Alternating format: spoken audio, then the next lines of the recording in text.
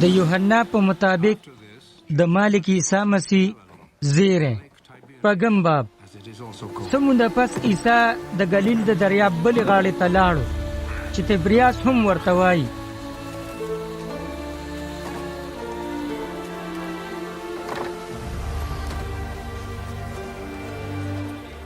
او یو لویه غاڼه ورپسې وه چا چې د ناروغو د روغولو او د رنځورانو د روغېدو ننداره لیدلې وه.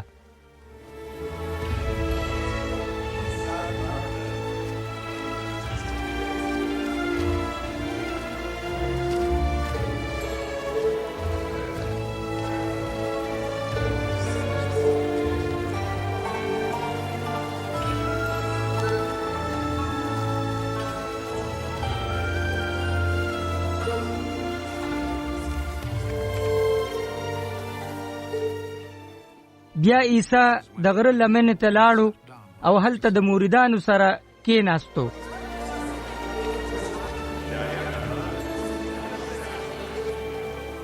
د فصح د اختر وخت رانږدې و، کوم چې د یهودیانو لوی اختر وي. بیا چې عیسی خپل سترګې اوچته کړې نو یو لویه غاڼه ولیده چې د هغه په طرف را روانه ده.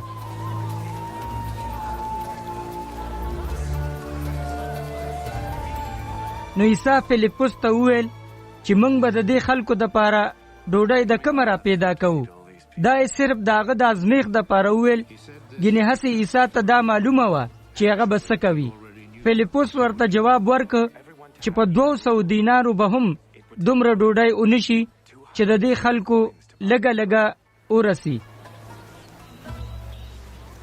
د هغه په موریدانو کې یو مورید اندریاس چې شمعون پطرس ورورو، هغه ته وویل چې دلته یو هلک دی، د هغه سره د اوربشو 15 ډوډۍ او 2 کبان شته، خو هغه به د دې دومره خلکو دپاره څه وي؟ عیسی وویل دا خلک کېنوئ، هلته ډېر واښه و. نو سړي چې خواوشه 15,000 و.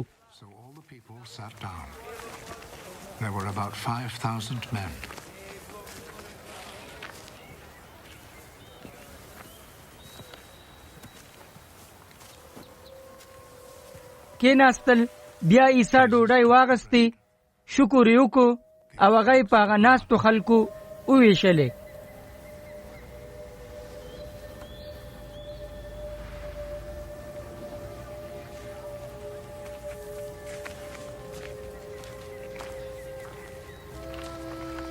او همدغه رنګ عمل یې د کبانو سره وکړو.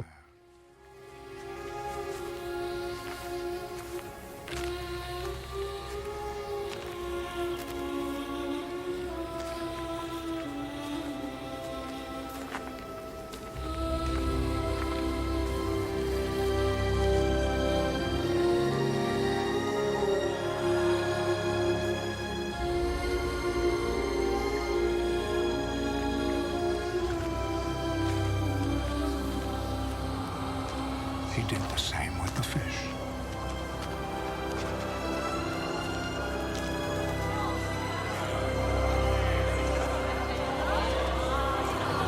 And they all had as much as they wanted. او هغوی په مړه ګېډه وخوړل. کله چې ټولو ښه په مړه خېټه خوراک وکړو نو هغه خپلو موریدانو ته وویل دا پاتې شوي ټوکړې راټولې کړئ، د دې دپاره چې هیڅ هم درنه ضایع نشي. هغوی داسې وکړه او د هغه 15 ډوډو د خوړلو نه پس دومره ټوکړې پاتې شوې چې 12 ټوکرۍ ترې ډکې شوې. کله چې خلکو د عیسی دا معجزه ولیده نو دا خبره خوره شوه چې په رښتیا دا به هم هغه نبي وي د کوم د راتلو زیری چې شوی و. عیسی چې د دې نه خبر شو چې هغوی د هغه د رانیولو او د خپل باچا جوړولو په اراده د راتلو نیت لري نو هغه بیرته غره ته ستون شو.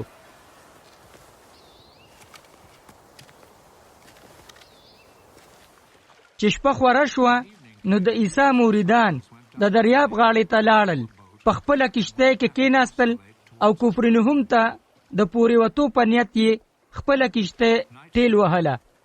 تیاره بیا خوره شوې وه او عیسی لا ورسره یوځای شوی نه و.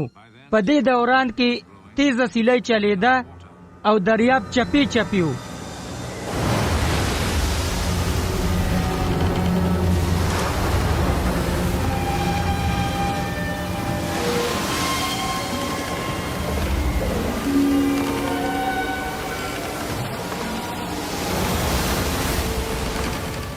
کله چې هغوی 3 میله کشتۍ وچلوله نو هغوی عیسی په اوبو باندې روان ولیده چې د کشتۍ په لور رانږدې کیږي.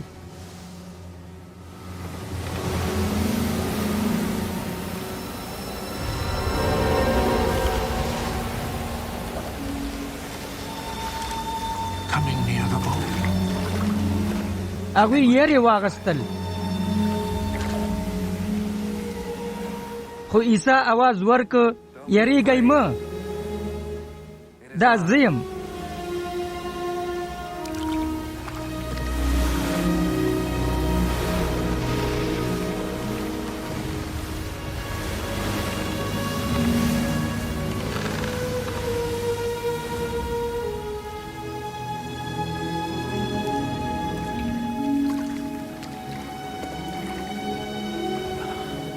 نو بیا هغوی دې ته تیار شو Took him into the boat.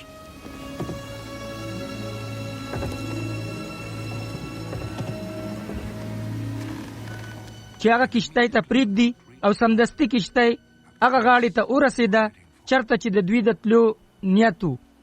بل سحر هغه ګڼه د دریاب په بله غاړه ولاړه وه او هغوی هلته صرف یوه کشتۍ کتلې وه او د دې نه خبر و چې عیسی د خپلو مریدانو سره کشتۍ ته نو ختلې څوک چې د هغه نه بغیر لرې لاړل. بهرحال د تبریاس نه نورې کشتۍ دې غاړې ته هغه ځای ته نږدې رالې چرته چې خلکو هغه ډوډۍ خوړلې وه په کومه چې مالک شکر ویستلی و. کله چې خلکو وکتل چې هلته نه خو عیسی او نه یې مریدانو نو هغوی پخپله په کشتو کې سواره شول او د عیسی په تلاش کې کفرنهم ته روان شول. هغوی په بله غاړه عیسی ولیده او هغوی عیسی ته وویل مالکه ته دلته کله راغلی؟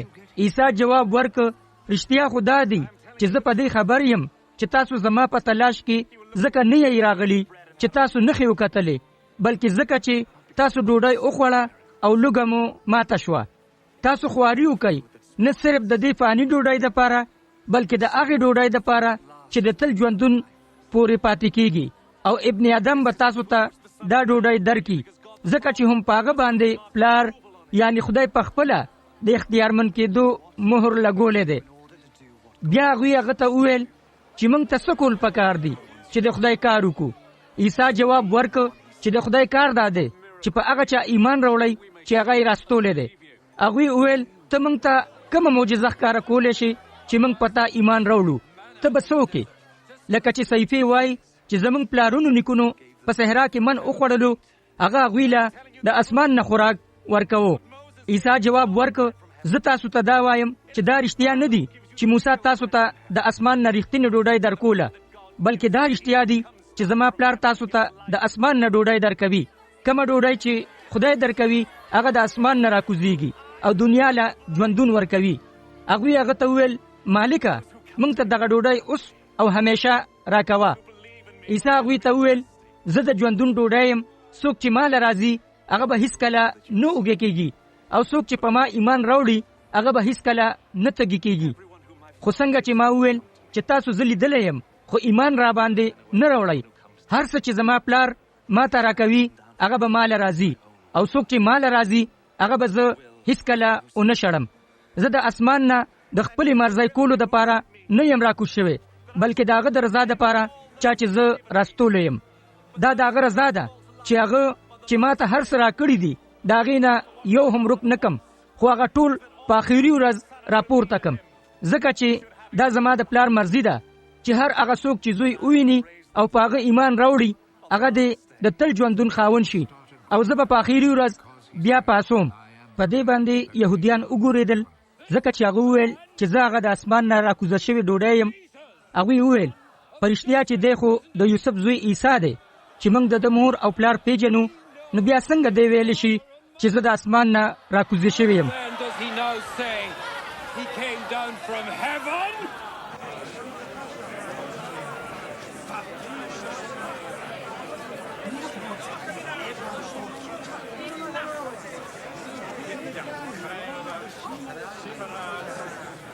نو بیا عیسی جواب ورکړ چې په خپلو کې مه ګورېږئ.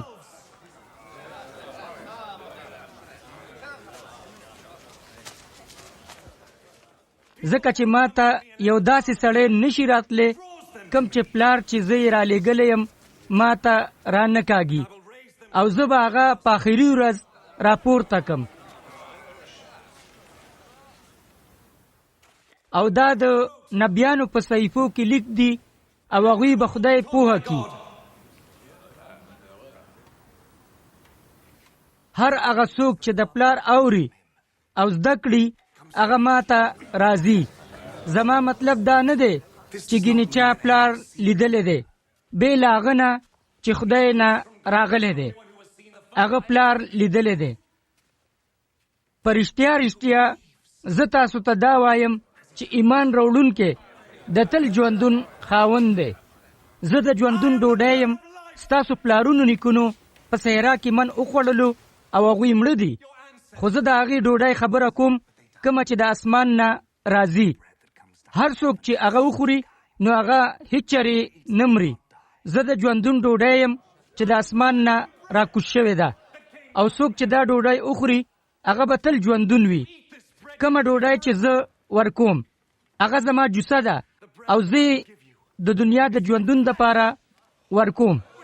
په دې په یهودیانو کې یوه زبردسته جګړه راپورته شوه. هغوی وویل چې دا سړی خپله جوسه موږ ته خوړلو له څنګه راکولی شي. عیسی جواب ورکړ په رښتیا زه تاسو ته وایم چې تر څو چې تاسو د ابن آدم جوسه ونه خورئ او د هغه وینه ونه څکئ تر هغې تاسو په ځان کې د ژوندون نشئ لیدی. څوک چې زما جوسه وخوري او زما وینه وڅکي هغه د تل ژوندون خاوند دی او هغه به زه په آخري ورځ راپورته کم. زما جوسه حقیقي خوراک دی او زما وینه حقیقي څکاک دی. څوک چې زما جوسه خوري او زما وینه څکي هغه په ما کې پاتې کیږي او زه په هغه کې پاتې کیږم. لکه چې ژوندي پلار زه راواستولم او زه د پلار په وجه ژوندی یم، دغه شان څوک چې ما وخوري هغه به زما په وجه ژوندی وي. همدا هغه ډوډۍ ده چې د اسمان نه راکوزه شوې ده، او دا د هغه ډوډۍ په شان نه ده چې زموږ پلارونو نیکونو وخوړله او مړه شول. څوک چې دا ډوډۍ وخوري هغه به تل تر تله ژوندی وي. دا خبرې عیسی هغه وخت په عبادت خانې کې وکړي کله چې هغه په کفرنهم کې تعلیم ورکولو. د هغه ډیرو مریدانو د دې په اورېدو وویل چې دا زموږ د زغم نه بهر ده، نو بیا یې څوک اورېدلی شي. عیسی خبر و چې د هغه مریدان په دې هکله ګورېږي. نو هغه هغوی ته وویل چې آیا تاسو په دې خفه کیږئ؟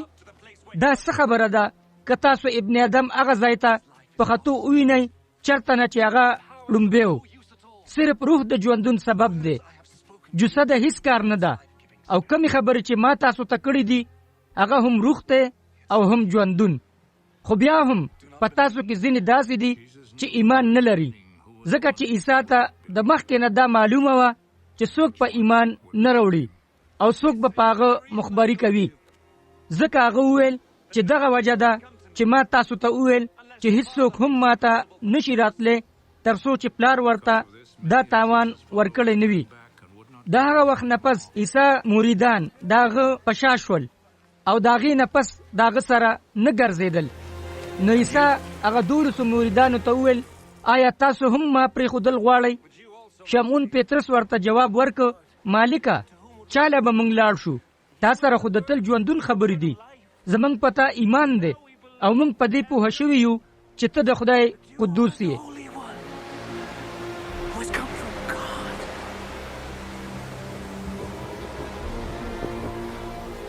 عیسی جواب ورکړ آیا ما تاسو 12 واړه غوره کړي نه یئ څه؟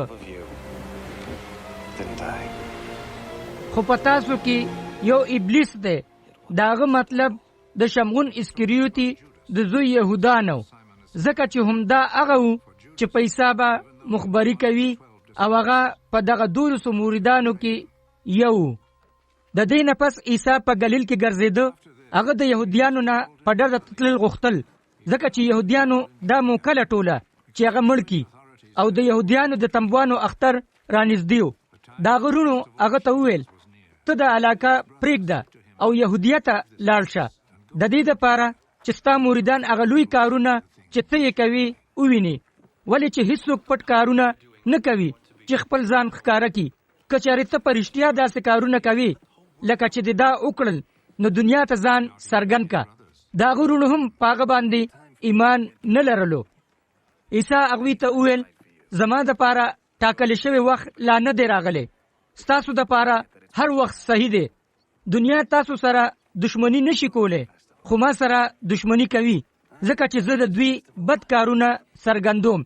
تاسو په خپل اختر ته لاړ شئ. زه دې اختر له نظم ځکه چې زما د پاره ټاکل شوی وخت لا نه دی راغلی. هم د دې جواب سره عیسی په ګلیل کې پاتې شو. کله چې د عیسی رونه اختر ته تللی وو په خپل هم لاړو خو په ښکاره نه بلکې په پټه. یهودیانو په اختر کې داغه لټون کو او دا تپوس کو چې عیسی چرته دی او په ګڼه کې داغه په حق لا دانګه غوسی روانو. چا به ویل چې هغه خسړې دی خو نور به ویل چې نه هغه خلک بیلاری کوي. نو بیا هم خلکو د یهودیانو د یاري ښکارا هیڅ نشو ویلې. کله چې اختر نمی ته ورسېدلو نو عیسی د خدای کور ته لاړو او هلته تعلیم شروع کو. یهودیان حیران شول او ویل دا لا څنګه چل دی؟ دا عامي سړی څنګه د دومره علم خاوند شو؟ عیسی جواب ورک کم تعلیم چې زه ورکوم دا تعلیم زمانه دی. دا هغه تعلیم دی چې زه راستول یم. د چا چې دا مرضی وي چې د خدای رضا پوره کی هغه به پدې پوه شي چې دا تعلیم چې زه ورکوم دا د هغه له طرفه دی کما په خپل جوړ کړی دی. د کم سړی تعلیم چې د هغه له طرفه وي هغه تش د ځان لپاره عزت غواړي خو کم سړی چې د خپل رالیګون کې عزت غواړي هغه په حقیقت کې وفادار دی او په هغه کې هیڅ ټګي نشته. آیا موسی تاسو ته شریعت نو درکړي خو تاسو ټولو هغه مات کو؟ تاسو ولې زما په مرګ پسې شوی؟ غني جواب ورک پتا پیریان ناشتي ګینه څوک دا غواړي چې تا اوجني. عیسی جواب ورک ما تش یو ځل د سبت په ورځ معجزه وکا او تاسو ټول حیران شوي. خو دې ته خیال کوئ چې موسی تاسو ته د سنت کولو شریعت درک اگر چې دا د موسی د طرفه نو بلکې د پلارونو نیکونو د وخت راسي را روانو او تاسو د سبت په ورځ سنتونه کوي. ها نو که تاسو د سبت په ورځ سنتونه کوي د دې لپاره چې د موسی د شریعت حکم مات نشي نو بیا تاسو زمانہ په دې وجه خپایي چې ما د سبت په ورځ یو سړی بالکل ولی روح کو. نو په ظاهرداري فیصله مکوي بلکې په انصاف فیصله کوي. په دې باندې د بیت المقدس خلکو دا وینا شروع کا آیا دا هغه سړی نه دی چې د چا د وجلو کوشش کولای شي او وګورئ د دلته کې خپه ډاګه لګیا دی او هغوی ورته هیڅ نشي ویلې. آیا دا خو نه ده چې زمونږ مشرانو دا فیصله کړې ده چې د پرشتیا مسیح دی او موږ ته بیا هم دا معلومه ده چې دا سړی د کوم راځي خو هر کله چې مسیح راشي نو هیڅ چاته به معلومه نه وي چې د کوم ځای دی. په دغه وخت عیسی د خدای په کور کې د تعلیم په دوران کې چغه وایستله چې بېشکه پرشتیا چې تاسو ما پیژنئ، پرشتیا چې تاسو د دې نه هم خبر یئ چې زه له کومې راغلی یم، خو بیا هم زه په خپله مرضۍ نه یم راغلی، زه هغه چا راستولی یم څوک چې رښتینی دی.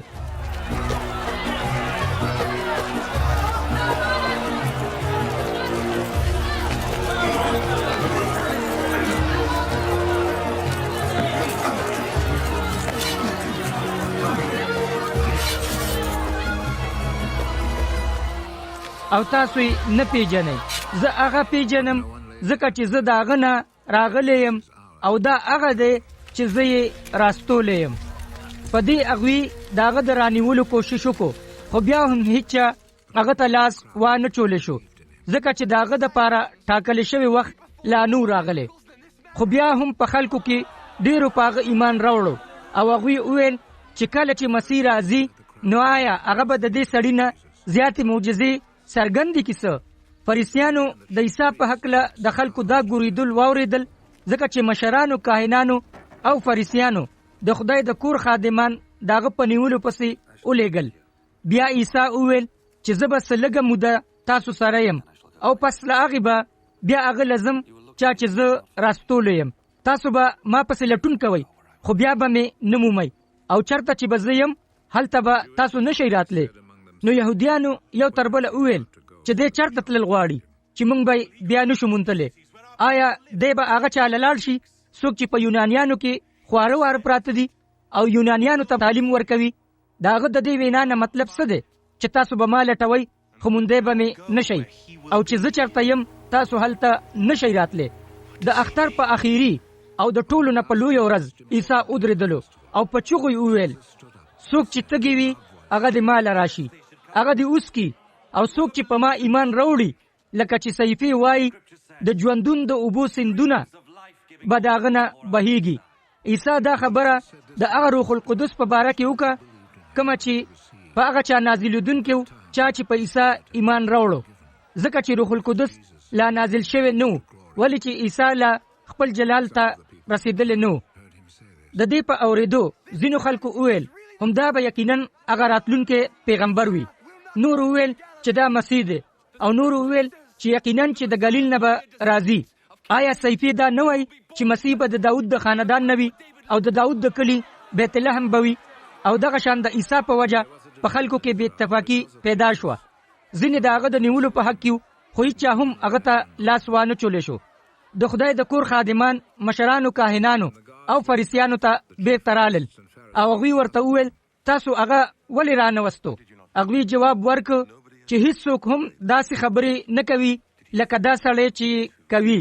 فریسیانو ورته وویل چې تاسو هم ګمراه شوي یې څه؟ آیا زمونږ په مشرانو کې یو هم په هغه ایمان راوړی دی څه؟ یا یو فریسی هم؟ دا خلک په شریعت نه پوهیږي، لعنتیان دي.